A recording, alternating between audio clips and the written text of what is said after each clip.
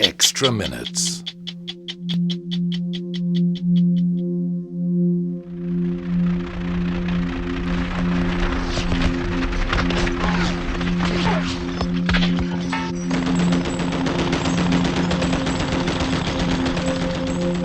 Keith, you can't help but be impressed by this mighty machine.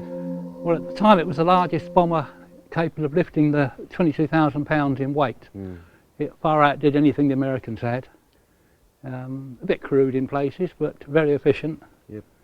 Designed for dropping bombs. That was it, totally. Nothing else but. How were they revered by the people who flew them? They loved them. Apart from on takeoff, where because of the large tail fin at the back, they tended to go sideways. But you had to counteract that with the rudder stick, fully over. Every mission those airmen went on, though, they knew that they may not return. They all knew that. They were sitting on 20,000 pounds worth of high explosive and 21,000 litres of high octane petrol. You can imagine, can't you? They get the call, there's a mission on, they scramble for the aircraft.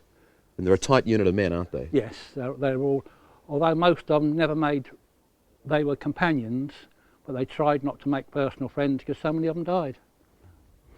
Let's go and see what it's like on board. So this is where the airmen would have raced on in every time the mission got underway? An entrance hatch at the front, which was only used for, emergencies. Yep. So when you're in here, the impression you get is there's not a lot of room. No. And that's when it's flying straight and level, not when it's, going down or, doing manoeuvres. And your parachutes would have been stowed on the side, so you don't wear them in the plane. Why, there was no room to wear them? No room, right. No. So if you're in strife... You've got to get back to wherever your chute is, hook it on, get that door open, if you're lucky, and out you go. It's hard to imagine what it would have been like when this plane has been hit, it's on fire, you're going down. It's hard enough to move around just as we are now, let alone if you're scrambling for your life.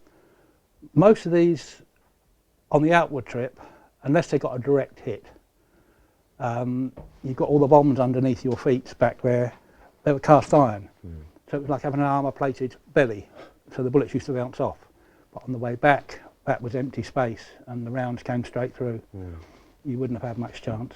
But it's a fairly thin skin. I mean, nothing. It's a 1/16 of an inch aluminium sheeting. It's not armoured or anything. So any fire just comes straight through. Just comes straight through, yeah. Let's just see how difficult this craft is to manoeuvre around. Gee, it's tight. Geez, you cannot imagine if you were going down what it would have been like to try and manoeuvre around in here. I don't think you could have, Keith. No, and you've got the main spar in front of you, which was the bane of everyone's life. Yep. You had to climb over this. Well, this was the thing that gave the Lancaster its strength. So this is... In there is a aluminium box girder. Right. Which runs right through the wing, which carries the weight. Yep. This, it gave it its strength. God. Look at this. So who would have been sat here? You'd have had, this would have been this is H2S, which was a very primitive radar set, which gave you a picture through the clouds. So they've been hit from below. Yeah. The plane's on fire. You've got to get out of your seat, you've got to pick your parachute There's up, my parachute. you've got to strap it on, and you've got to get to whichever exit you think you're going out of. And it's chaos all around you. Yeah.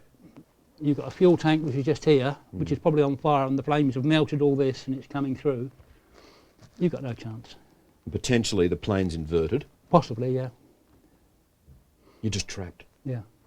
Now, where would have our Australian airmen be sitting, the navigator? The navigator would be sitting forward. He's got a table up the front there. You have the radio operator in front. That's his 1154, 1155 radios. And in front of that should be a table where the nav sat. And then to the left is the pilot seat.